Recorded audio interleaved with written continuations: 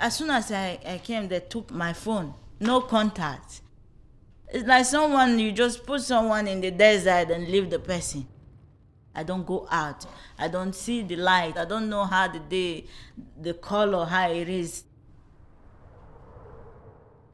There's one girl there. She was looking at me. They also brought her. I think I want to go back. You have to do it, oh. That's the only way you will survive. Or else they will kill you. Nobody will find that. Just do it and give them their money.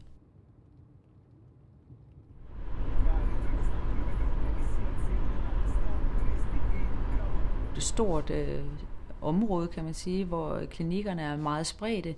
Så udfordringen består jo i, at vi kan køre mange timer, eller nogle gange 3-4 timer, bare for at nå én klinik. De ligger meget spredt og ligger meget isoleret og kan være svære at finde.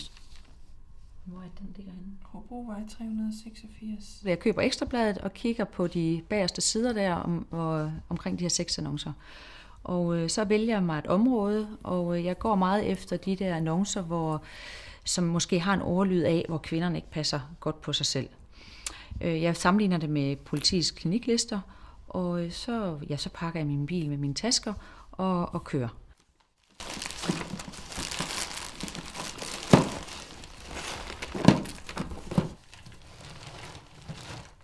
Jeg præsenterer, at jeg er sygeplejerske og jordemoder, at jeg ikke arbejder med skat og politi, og jeg tilbyder gratis kondomer. Og døren bliver ofte åbnet bare lige 10 cm, så jeg har ikke lang tid til at skabe en kontakt eller en tillid til, at jeg ikke vil dem noget ondt. Og så bliver jeg som oftest inviteret ind, og så når jeg kommer ind, så taler vi jo lidt om, hvordan hvordan de har det, hvordan de kan passe på sig selv, og jeg tilbyder jo selvfølgelig de her undersøgelser.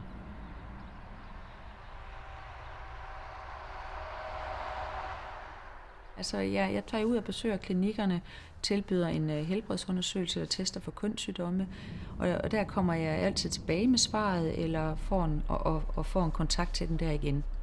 Nogle gange så laver vi en aftale allerede, når jeg er på klinikken, hvor jeg ringer til en socialarbejder, og de får et tidspunkt, hvor de kan komme og tale med dem.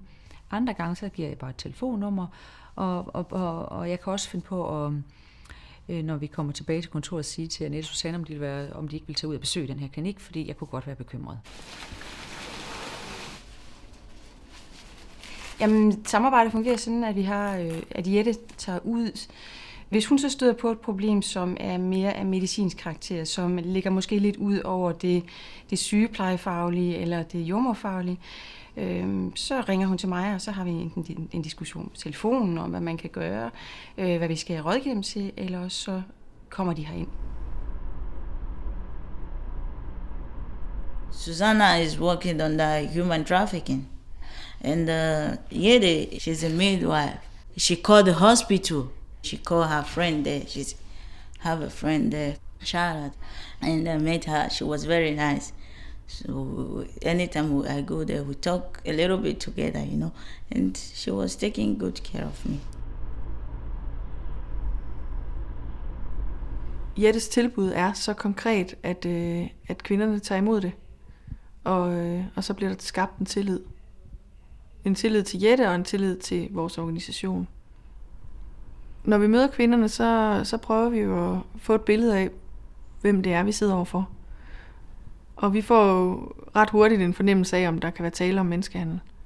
Og hvis det er den fornemmelse, vi sidder med, jamen så fortæller vi dem jo også omkring de muligheder, der er for offer for menneskehandel i Danmark. Og vi har selvfølgelig et netværk af folk, vi kan trække på.